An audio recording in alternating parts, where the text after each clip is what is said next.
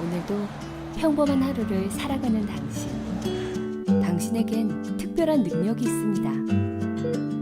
2만 분의 1의 기적을 일으킬 수 있는 능력. 우리 사이에 숨어있는 능력자들. 그들은 사람을 살리는 현실 속 히어로. 그들의 능력은 조혈모 세포기증.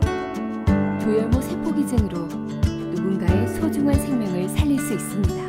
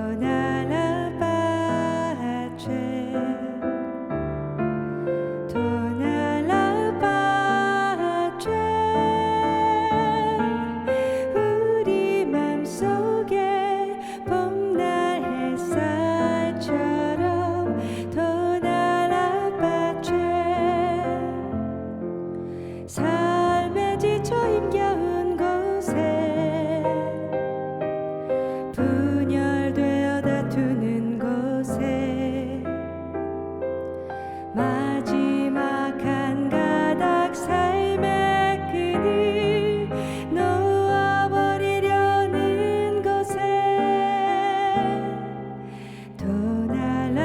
도날라바죄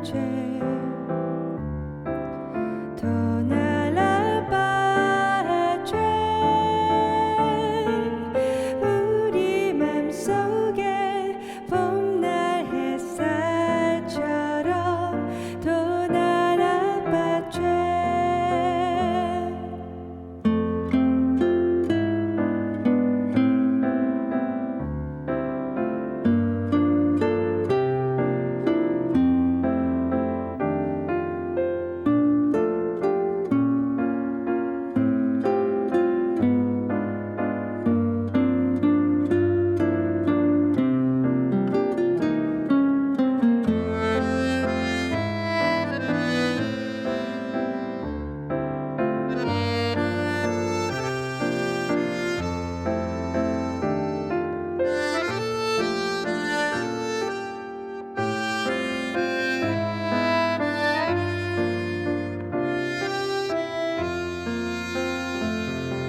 삶에 지쳐 힘겨운 곳에 분열되어 다투는 곳에 마지막 한 가닥 삶의 끈을 놓아버리려는 곳에 도날아봐죄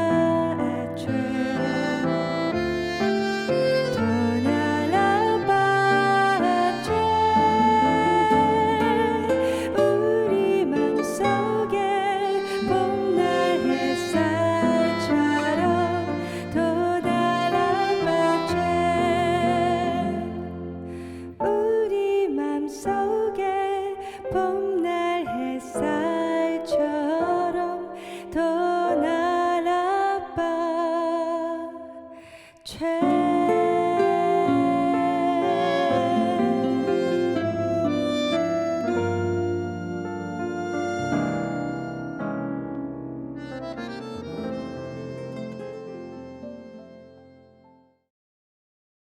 지난 8월 가톨릭대학교 조혈모세포은행에 3000번째 조혈모세포 기증자가 탄생했다고 하죠. 주인공은 21살 청년이었다고 들었습니다. 조혈모세포 기증은 어떻게 하는 건지, 왜 기증이 필요한지 가톨릭대학교 조혈모세포 은행장이신 김태규 교수님을 모시고 이야기 들어보겠습니다. 네, 교수님 안녕하세요. 안녕하세요. 네, 반갑습니다.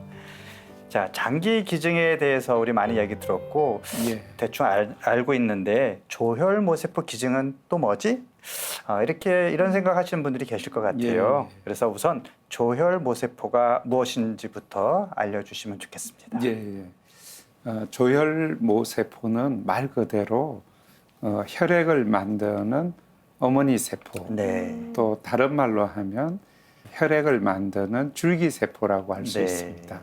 그래서 우리 몸에 이제 건강한 혈액들은 항상 일정 기간 이렇게 역할을 다하고 나면 또 소모되고 또 건강한 마치 우리가 피부가 네. 새살이 돋아나는 것처럼 혈액세포도 항상 새로운 건강한 세포가 돋아나야 됩니다. 네. 그래서 그런 저희가 사는 동안 항상 건강한 그런 이제 혈액에 있는 백혈구, 적혈구, 혈소판이 만들어지도록 네. 끊임없이 만들어주는 줄기세포입니다.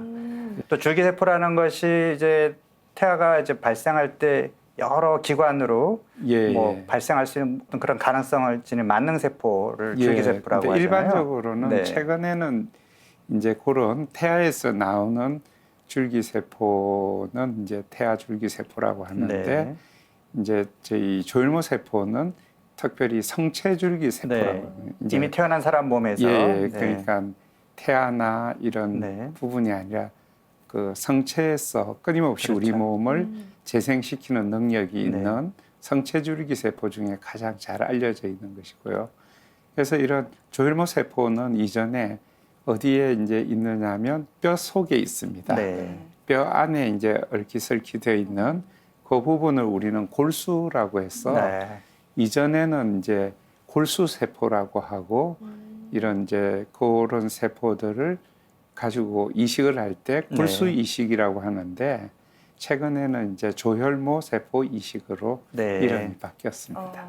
저희가 영화에서 보면 러브 스토리나 이런 데 이제 애절하게 네. 백혈병에 걸려 가지고 사랑하는 사람이 이 수명이 이제 제한된 그래서 불치병에 해당되었습니다.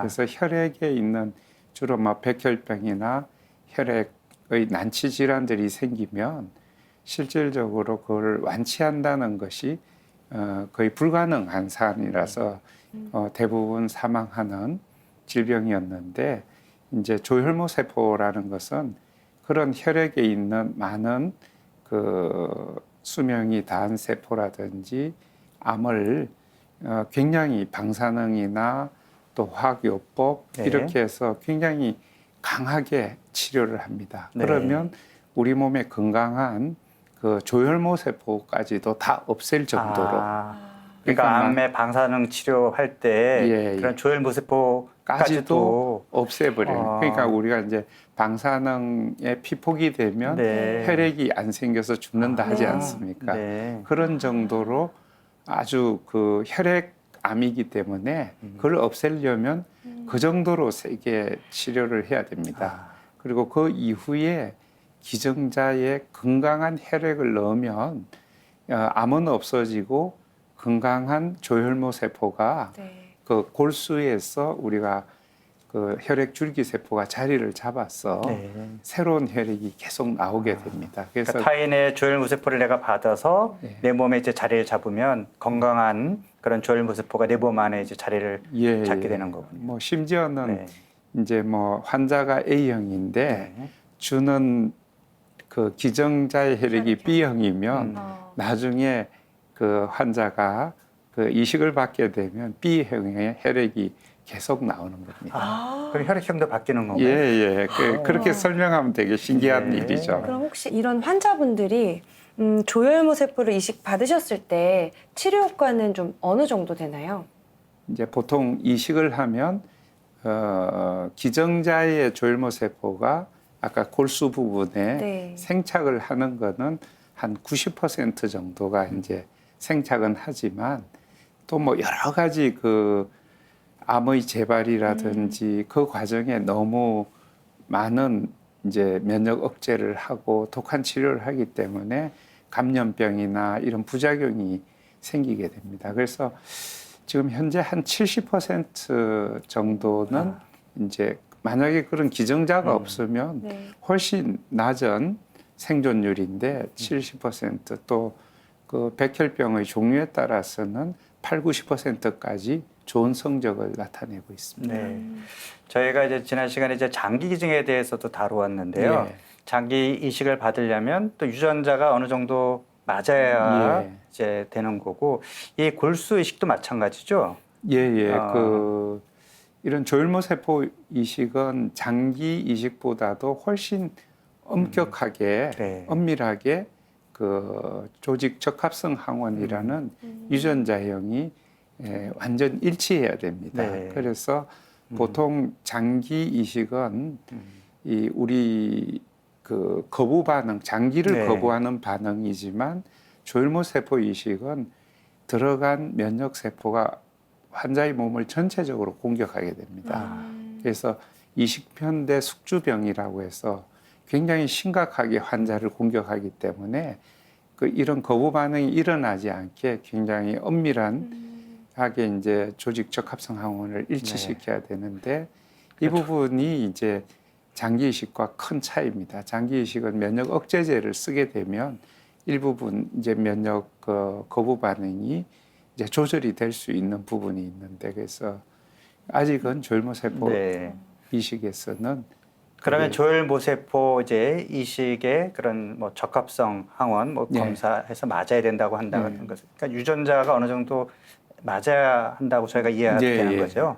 그럼 보통 이제 유전자가 좀 비슷하려면 가족 간에 이식을 해야만 그런 가능성이 높지 않겠습니까? 예, 뭐 어떻습니까? 가족 간에서는 이제 우리가 ABO 블라드 타입을 부모님에 보면 그런 식으로 유전자가 이제 조직 적합성 항원이라는 것도 그 확률대로 내려갑니다. 그래서 뭐 예전에 형제간이 많을 네. 때는 환자가 있으면 25% 정도의 네. 확률이 있거든요. 근데 지금 요새는 형제간이 그렇죠. 형제가 뭐 없으니까. 1명, 2명 정도밖에 없으니까 그런 의미에서 좀 형제가 많은 것도 유리하네요. 이런 네. 경우에. 그렇죠. 지금은 핵가족화가 된 네. 시기에서는 그 타인간 그 조혈모 세포 이식이 필요하고 네. 또 이걸 뭐 비혈연간 조혈모 세포 이식이라고 하는데 그 기증 희망자 중심으로 저희가 이제 많은 일치자를 찾을 수가 있습니다. 그래서 그러면은 그런 비율이 어느 정도 될까요? 그 가족이 지금- 아닌 타인의 유전자가 그 환자와 맞을 비율. 그래서 지금 현재 네. 이제 우리나라에서 한 40만 명 정도가 기증 희망자가 모집되어 있고 유전자 검사가 되어 있는데 한 70% 정도나 아주 엄밀한 이제 보통은 일반형으로 일치자를 찾아서 다시 재검을 하고 재검을 해서 아주 엄밀하게 했을 때는 한 50% 정도의 확률로 찾을 수 있으니까 굉장히 많은 기여를 하고 있는 편입니다. 네. 그러면 가능하면 이제 많은 분들이 이제 자기가 기증을 하겠다 이렇게 예. 희망을 해야 그 환자들이 자기한테 맞는 네. 그 조혈모 예. 세포를 찾을 확률이 높아지는 거네요. 예, 그렇습니다. 그래서 저희가 추산하는 목표는 저희 인구의 한 1%인 한 50만 명 수준을 네. 꾸준히 유지하는 것이 적합하다. 또 뭐 많이 모을수록 좋지만 또 많은 그 자금이 소요되고 하기 때문에 네. 저희가 선진국 수준에서도 한 1%를 모으고 있거든요. 그래서 이런 기증 희망자는 저희 나라뿐만 아니라 전 세계에서 다 모으기 때문에 그 정보를 국내에서 찾을 수가 없으면 외국에 연결을 하면 일치되는 사람을 찾아서 국내에서 찾지 못하면 예. 외국에 또 등록된 사람 중에서도 찾을 수 있겠군요. 예. 그리고 또 뭐 물론 외국에서도 일치되는 사람이 국내에 있기 때문에 네. 저희가 국내 기증자의 조혈모 세포를 외국에 보내기도 하고 네. 그렇게 합니다. 다행이네요. 이렇게 혈액암이나 또 조혈모 세포 관련해서는 전부터 가톨릭 대학에서 연구를 많이 하신다고 들었는데 예. 국내에서 가족 간 조혈모 세포 이식에 처음 성공한 것도 가톨릭대 의대라고 들었는데 예. 맞나요? 예, 굉장히 네. 자부심이 네. 있습니다. 저희 네. 가톨릭 의과대학이 네. 저희 가톨릭 의과대학은 뭐 장기 이식도 국내에서 처음으로 네. 시행을 하고 그리고 이제 조혈모 세포 가족 간 조혈모 세포 이식을 1983년도에 국내에서 처음으로 성공을 아. 했습니다. 그래서 한 10년 정도는 이제 가족 간에서만 조혈모 세포 이식이 가능을 네. 했습니다. 근데 네. 이제 점차 이제 이식술이 안정돼 가고 또 가족 간에 핵가족이기 때문에 실제로 이식을 할 수 있는 기술은 있는데 또 이식으로 조혈모 세포 이식으로 환자를 치유할 수 있는 확률이 낮기 때문에 저희 조혈모 세포 은행이 이제 1994년 네. 한 10년이 지나서 우리가 타인간 조혈모 세포 이식이 가능하게 우리가 그 기증 희망자를 네. 모집을 해야 되겠다 해서 저희가 94년 1월 1일에 이제 그런 목적으로 설립을 했습니다. 네. 자, 94년부터라면 이제 한 20여 년 예. 네. 조혈모 세포 기증자를 모집해 왔고 예. 아까 모두에서 말씀드렸듯이 실제로 이식에 이어진 그 케이스가 3,000번째가 얼마 전에 예. 나왔다라고 했습니다. 이 가톨릭 조혈모 세포 은행 말고도 실제로 이렇게 모집을 하고 시술하는 그런 기관들이 여러 있나요? 예. 그 우리가 조혈모 세포에 대한 운동은 다 같이 힘을 합해서 해야 되는 부분이기 때문에 이제 그 대한적십자사가 가장 네. 열심히 하고 있고요. 그다음 종교기관으로서는 한마음 한몸 운동본부와 그리고 생명나눔 실천본부 네. 그리고 가톨릭 조혈모세포은행, 한국조혈모세포은행협회 그렇군요. 이 5기관이 네. 이제 기증 희망자를 모아서 네. 국가의 국립 그 장기 조직 혈액 관리원이라는 기관의 모든 정보를 아주 공정하게 네. 또 그 제공을 합니다. 그럼 네. 그 제공된 것은 이제 이식을 하는 모든 의사가 그 유전자 정보를 다 볼 수 있습니다. 그리고 그렇지만 이제 기증자의 정보를 보호해야 되기 때문에 의사들은 절대 기증자의 정보는 볼 수 없고 네. 유전자가 일치되는 사람만 확인할 수가 아주 있습니다. 공정하게 예. 또 모든 사람들에게 골고루 혜택이 돌아갈 수 있도록 예, 이렇게 그렇습니다. 잘 이제 조직을 하고 있군요. 네. 가톨릭 조혈모 세포 은행 이제 역사도 꽤 됐고 예. 많은 성과도 거두고 있는데 아까 말씀하신 이렇게 조혈 그 모세포 이식 말고도 또 어떤 활동을 하고 있는지 궁금한데요. 예, 주로 이제 지금까지는 네. 기증 희망자를 가지고 우리가 이식을 하는 것을 말씀을 드렸는데 네. 이제 저희가 97년도에는 기증 제대혈 은행을 설립을 했습니다. 제대혈 은행. 예. 네. 그래서 이제 아기가 태어날 때 네. 양은 많지는 않은데 거기에 줄기세포가 좀 농축되어 있습니다. 네. 그 탯줄을 예, 이야기하는 탯줄 거죠. 탯줄 혈액. 안에 그 예. 혈액이 있는 거죠. 네. 그래서 그것을 모았다가 이제 이식을 할 때 줄 수가 있는데 그 양이 많지가 않기 때문에 네. 초기에는 주로 그 소아 네. 백혈병 환자에서 주로 사용되고 최근에는 이제 성인에서 그 탯줄 2개를 동시에 사용한다든지 다른 사람의 탯줄 예. 합쳐서 같이 기증을 할 수가 있는 건가요? 예, 같이 이제 사용을 할 수가 있습니다. 네. 그래서 굉장히 어려웠던 기억에 남는 그 과정은 실질적으로 기증에 대한 준비를 다 마친 기증자가 그 부모님이 이제 입원해 있는 상태에서 부모님이 엄청 많은 화를 내시고 또 기증자를 이제 집으로 데리고 가서 환자한테 기증을 해야 되는 시점에 할 수가 없는 상황. 그러니까 이제 환자는 그걸 기다리고 있는 상황에서 이제 저희가 급히 다른 기증자를 통해서 치료하기는 했지만 이제 그런 상황들이 굉장히 어렵습니다. 그래서 이제 무엇보다도 주변에 기증자는 순수하게 의지가 있지만 그 기증자를 바라보는 가족이나 직장이나 사회가 그걸 잘 서포트해주지 않으면 기증자도 기증을 했다는 걸 이렇게 자랑스럽게 얘기를 할 수가 없고 그런 어려움이 있는 것 같습니다.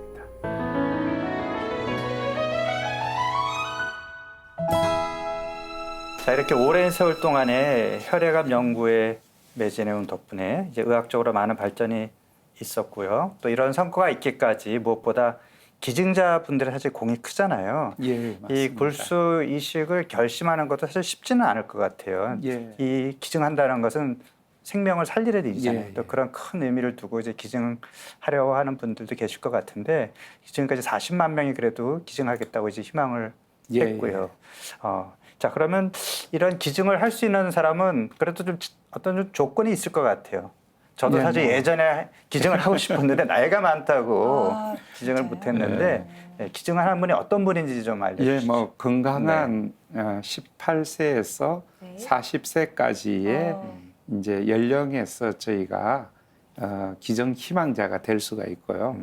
그래서 이제 기증 희망자가 되면 이제 그 정보를 보관하고 있다가 55세가 될 때까지 정보가 이제 공개가 됩니다. 네. 근데 55세 이상이 되면 또 아무래도 졸모 세포도 건강하지 않기 네. 노화가 되기 때문에 네. 환자한테 이제 좀 더 건강한 혈액을 젊은 혈액을 줘야 되기 때문에 그러면 내가 이제 기증 희망을 했어도 예. 55세 될 때까지 나와 유전자가 맞는 환자가 나타나지 않으면 저는 이제 이제 기증을 할 수가 없는 거네요. 예, 55세 이상이 이전에. 되면 이제 그 정보가 크로즈가 네. 되고 이제 하고 싶어도 못 하는 거고 예, 그 예. 이전에 나타나야만 예. 좀 더 젊은 피를 이제 수혈 받아야 예, 그래서 되는 그런 최근에는 상황이네요. 뭐 네. 워낙 평균 수명이나 또 연령 자체가 네. 건강할 이제 고연령이라도 건강하시기 때문에 그걸 좀 그 사용할 수 사용 있는 연령을 좀 높여야 되지 않느냐 그러네요. 그런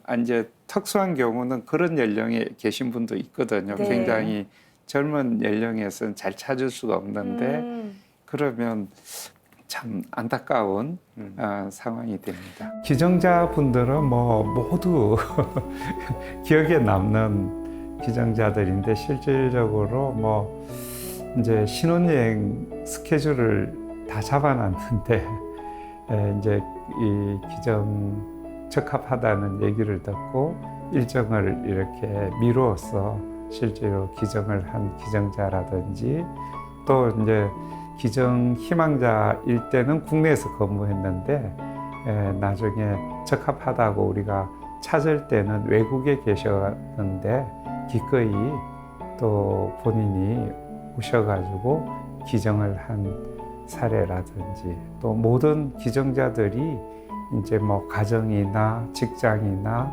또 특수한 상황에서 그 여러 가지 어려움을 무릅쓰고 또 선뜻 기증을 해주셨기 때문에 그 모두 감사드린다고 할 수 있습니다.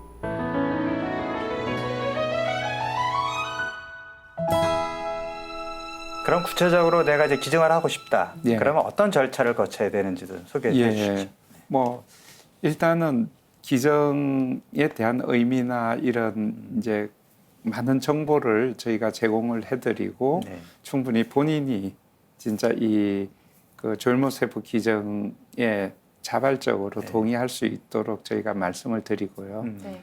그다음 뭐 신체 건강한 분이면 이제 본인의 기증 등록을 하게 됩니다. 네. 그러면 뭐 이제 나중에 유전자가 일치될 때 연락을 할 수 있는 주소라든지 또 지인이라든지 대부분은 이제 대학생 레벨의 젊은 사람들이 많이 기증을 하는데 네. 군대를 간다든지 직장을 때문에 옮긴다든지 이동이 되게 심합니다. 그래서 하고 혈액을 한 3cc 정도를 혈액 채취를 해서 체열을 하게 됩니다. 네. 그러면 그걸로 기증 희망자 등록은 완료가 뭐 유전자라든지 건강 상태가 이제 그 혈압 검사로 다 예, 그래서 그 정보를 줄수 있는 혈액은 거죠. 이제 주소와 네. 그 혈액 검사에 의한 유전자 정보는 이제 분리돼서 네.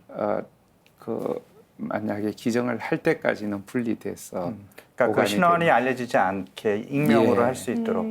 예, 그래서 네. 본인의 이제 모든 정보는 다 적지만 네. 실질적으로 그 이렇게 오픈되지 않도록 네. 개인 장기 정보가 기증처럼 주는 사람과 받는 사람이 서로 모르게 하기 위한 거죠.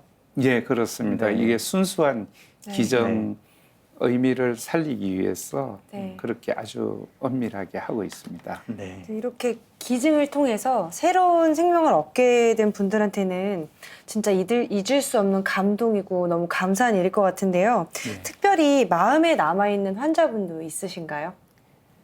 예, 뭐 환자분들은 다 절실하고 어려운 환자분들인데 기증을 두 번째 받는 환자분들도 있고 또 저희가 이제 기증자 감사의 밤을 하는데 네. 기증을 받고 또 다시 건강을 회복해서 생명을 살리는 그런 일에 자기가 헌신을 하고 싶다. 네. 그렇게 해서 저희가 새로운 생명을 살리는 그 의미나 그런 걸 들을 때 보람을 느낍니다.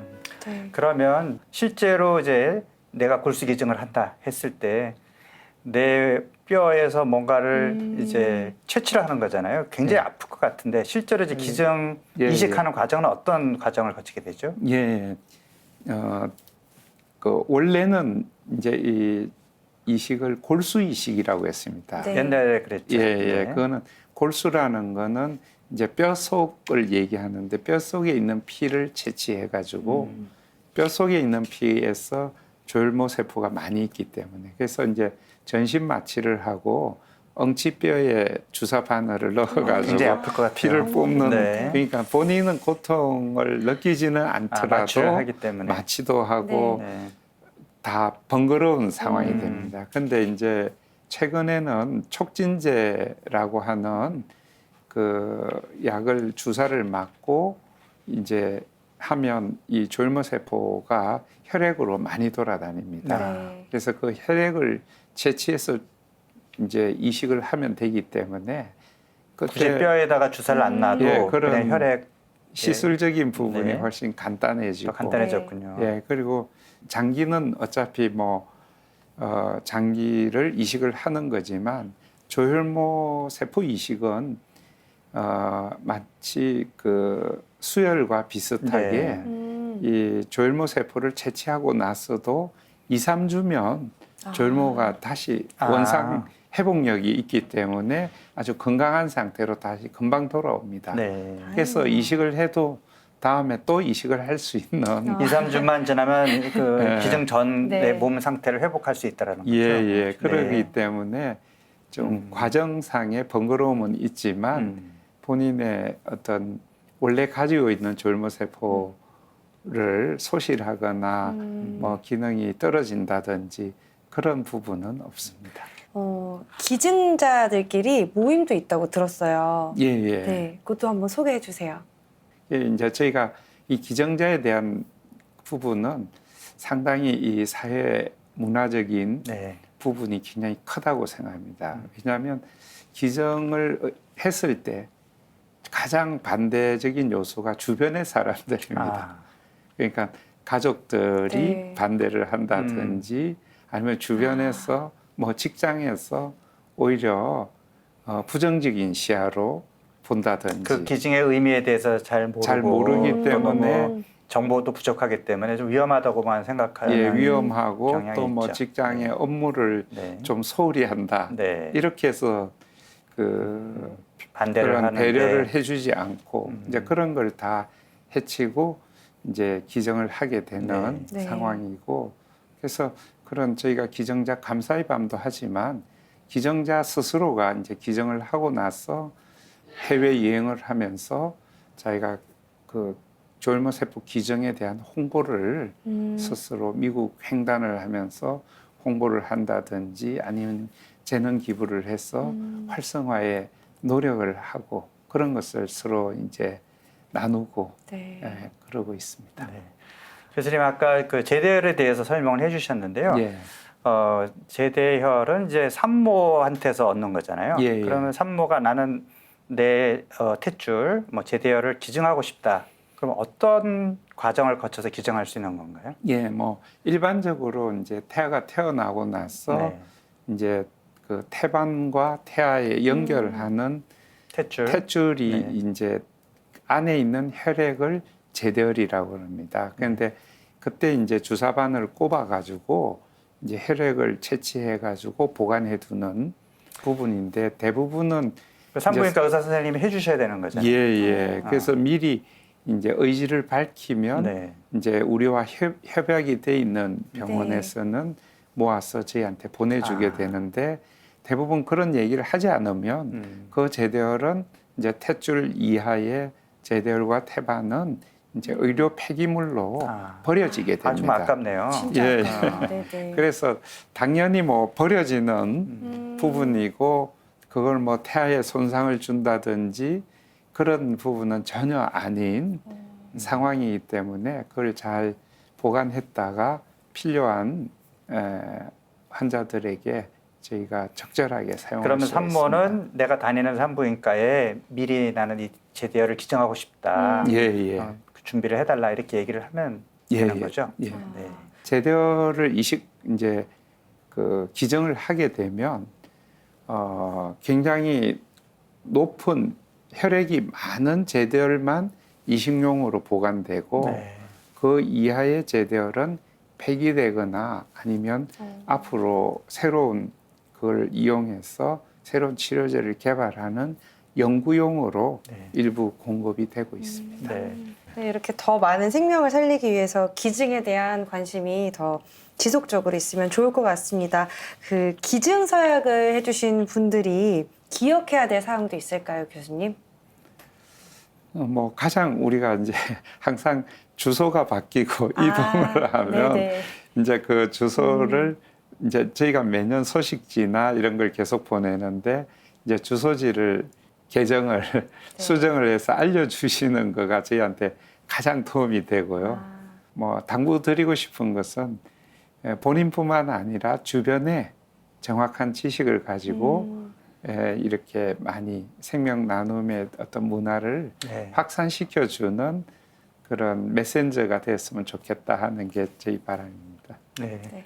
사실 뭐 요한바오레스 교황님도 장기 기증이 예. 어떤 정말 영웅적인 사랑의 나눔이라는 그런 말씀도 하셨고요. 예. 조엘모스포 은행에 대한 관심, 또 제대혈 기증 이런 것이 우리 사회에 정말 생명이 위협받고 남의 도움이 필요한 절실한 분들에게 어떤 예. 희망을 주는 그런 어떤 사랑의 나눔이라는 것을 우리가 인식하면 좋겠습니다. 조엘모스포 은행이 그동안에 20여 년 동안 많은 일을 해왔는데 앞으로 뭐 계획이 있으신지요? 지금은 이제 코로나 때문에 네.